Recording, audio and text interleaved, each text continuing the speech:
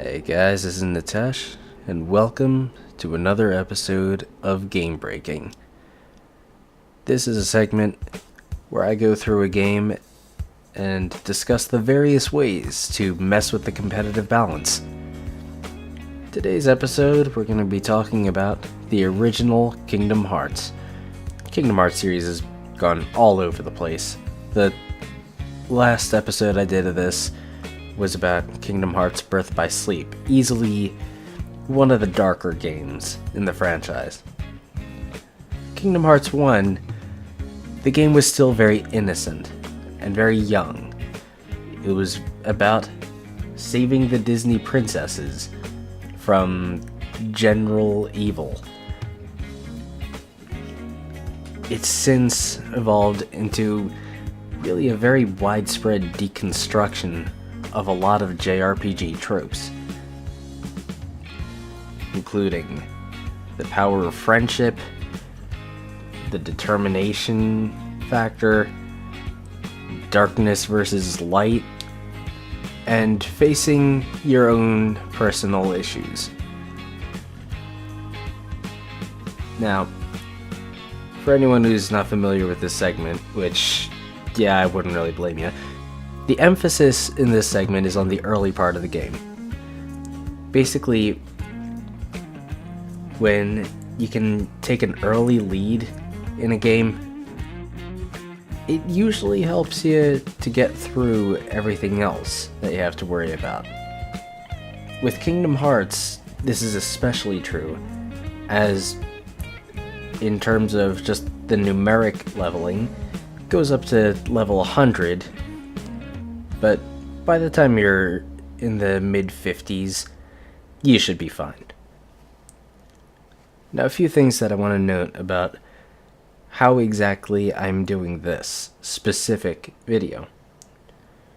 Now, as of the time I recorded the footage here, I hadn't quite worked out how to get the PS3 working and recorded.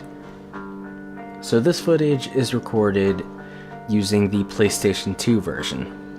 There are some differences, but really not very many. And I do go into detail when relevant on where it's different between the two versions. Also, like I said, this is a strong emphasis on the early game.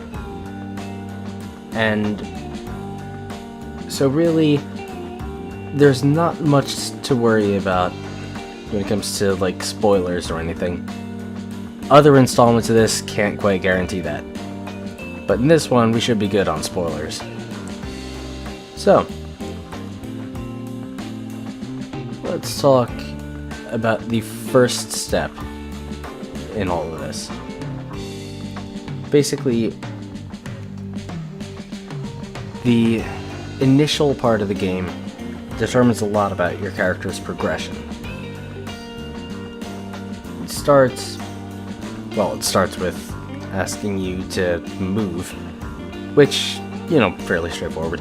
Anyway, it then gives you a choice between a shield, the staff,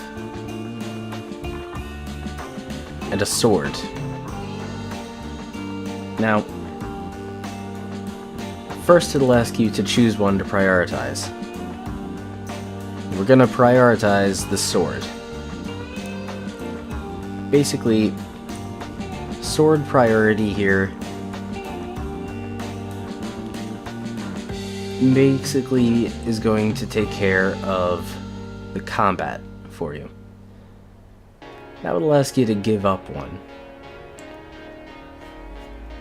Now, in the final mix version, the magic's been buffed a bit. However, the MP system in this game is really rather slow and inconvenient when it comes to recharging. So, still probably a good idea to give up the staff. Now, this is going to determine a lot about your character's progression. you're basically going to be developing a bunch of abilities that help you get right into the thick of combat. These are all going to be abilities that are going to help you with physical attacks. Like I said, not putting a high priority on magic, because in this game, the magic was really a little on the underpowered side. It was pretty easy to get through the game and avoid using magic as much as possible. In fact, it's probably better that way. The cure spell is probably the most important one.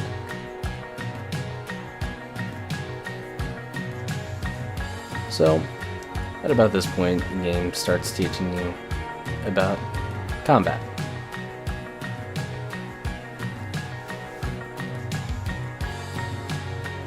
But then, we get to the next point.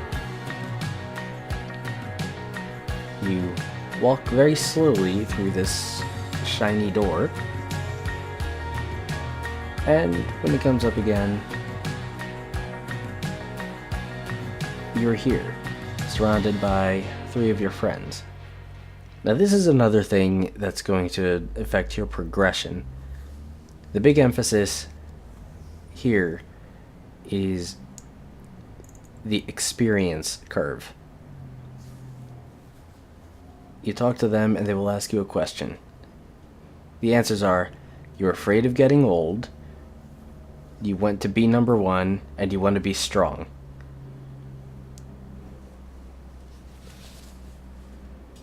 This is going to set your experience curve to be very favorable towards the early game. Like I said, you don't need to have a particularly high level to get through the game. And doing it like this, you'll be able to get more levels earlier when you really need them. By the time you get into the late game, you've basically figured out how you want to do things. Now, here, I want to bring this up because there is a section where you're fighting more Heartless. And just the way that I've done things so far, I've already gotten a level up. I was lucky to parry an attack, which you do get extra experience for. But doing it this way, I've already gotten my first level up and the game hasn't even started yet. We get to the first boss here. And this is step 3 when it comes to power leveling in the early game. Now, he's going to be nice enough to demonstrate this immediately. His most vulnerable attack is the one where he punches the ground. However, when he does that, he summons the same enemies that you've already had to fight a couple of times in this tutorial. Just because this is a boss fight doesn't mean they're worth any less experience. And because the game hasn't worked out any of the other drops, all they will give you is health. So you don't have to worry about them wearing you down. They're easy enough to kill, and whatever damage you take, you can just heal right back up. That just demonstrates another important trick here. He has an attack where he fires energy beams out of his chest. And when he does that, you can just hide under him until he punches the ground again. Now, there's really no timer on it. You could spend as much time as you want just running around, killing the small enemies. I hit his hand a bit, but you don't even have to do that much. In fact, I might actually stop doing that. Because I don't want to kill him too quickly. I want to at least get one level out of him. So, it basically just becomes a question of patience at this point. How long do you really want this fight to go on before moving on? And I'd like to just, again, emphasize, the game hasn't even started yet. So, I kept doing this for a bit. Like I said, it's a question of patience. He has his own pace for when he does his attacks. It's the same pattern. Like you saw there, I just got a level up.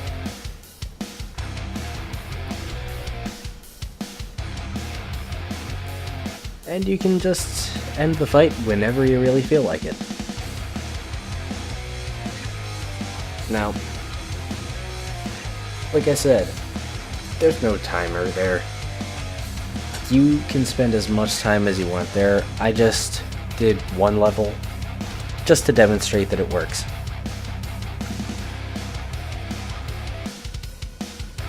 So, you do have to fight this boss a couple more times. One is at the end of the game, where that is completely irrelevant. Then there's one like just later at the beginning of the game, but by that point we'll have something better. Now if this was an actual Let's Play session, I would actually be giving this a little attention. But this is more focused on a way of playing the game. So, yeah. Plot stuff. Much as I do like the plot, not really that relevant to this video. So, just gonna skip it. And this is the part where the game can finally be said to have started. There we go. There's the opening title. So, at this, the plot hasn't really started yet. You're supposed to just talk to your friend and collect some supplies around the island. But instead of doing that, you actually want to talk to this guy. This guy challenges you to a fight, and his only attacks mainly involve throwing a ball at you. As I'm doing here, when I'm not messing it up, you can just hit the ball right back at him. And every time you do that, you get an extra experience point. Now, this can just continue on until you finally win. I mess up a little bit here and there because the method that I'm doing to record this, I'm not quite used to it. So there is a little bit of delay in the input. And like you see there, I just got another level. So, another thing that needs to be pointed out here, no real limit to this. You can do this as much as you really feel like it, and get as many levels as you actually want to get out of it. I'm speeding through that one because I really messed it up. So,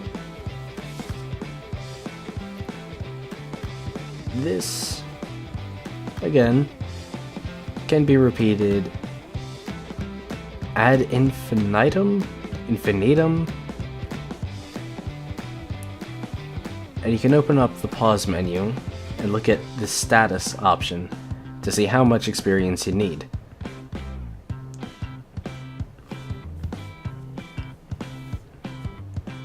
You know, frankly, this is the slowest way of fighting this guy.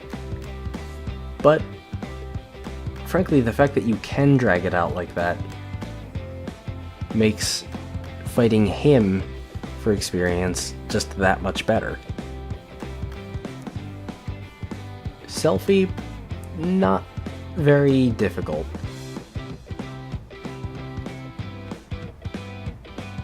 You fight her, it's really not that hard to beat her. But, on the other hand, she can be a bit harder to block. She's only got that one attack that can actually be easily blocked. There is an actual guard ability, but it takes quite a bit of leveling to actually get that.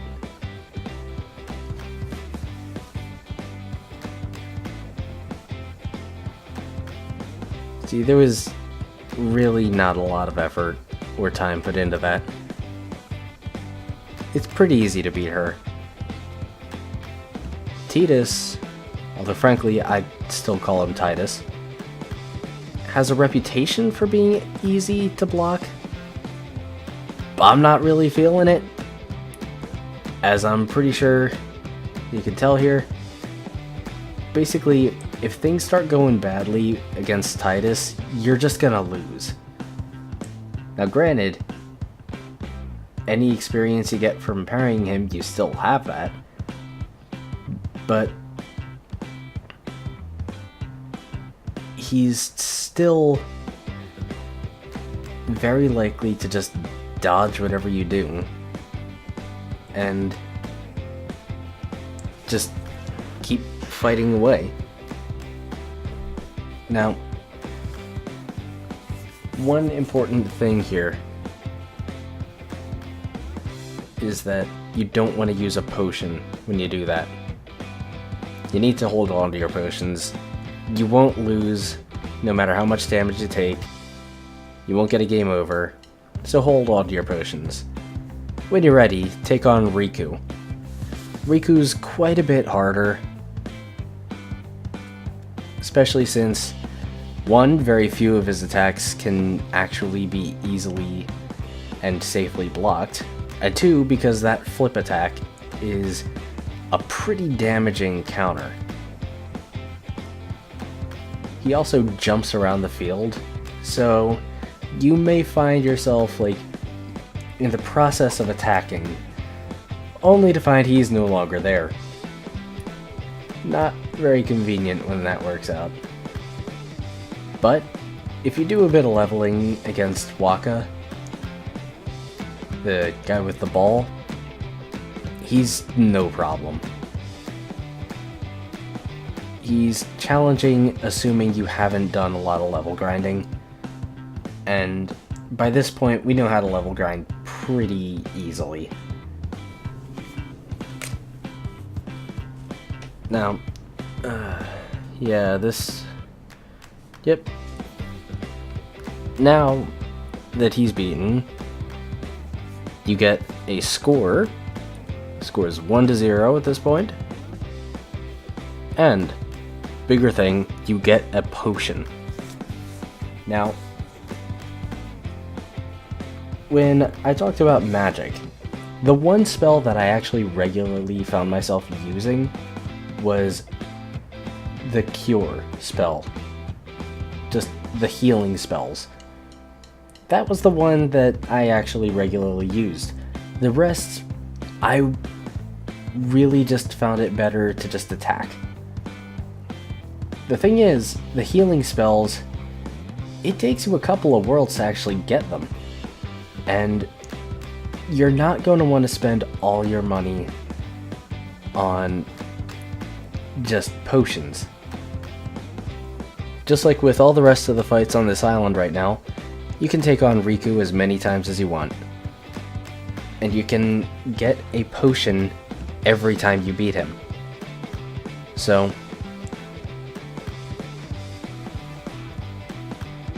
you can fight him as much as you want. You get a potion every time you beat him. And you get some experience that's fairly easy after a point. the experience you get from fighting Waka with the most counters, it's better than basically anything you're gonna get for like rest of this world and the next world. At least the first time you go through the next world, but that gets into more plot stuff. It's some pretty good experience, and it'll be pretty good for seeing you most of the way through the game. And again, just want to demonstrate here what sort of leveling is actually necessary. So, yep, right there, that's the data that I was using for this run. Data 1 was an endgame data. That was saved, I believe that might have been the last save spot in the game. Or maybe the second to last one, I'm not sure. And that's only level 54. Seems like a lot, but the levels go up to 100. Like, level 54, the leveling curve will have died a bit by that point, but you're still mostly there before that happens. And that is a good enough level to see you through the rest of the game. So, that is it for this episode of Game Breaking. Again, kinda sucks, like, the circumstances of having to record this. I wasn't quite able to work things out in time. So, keep enjoying the videos, and subscribe to help the channel and see more.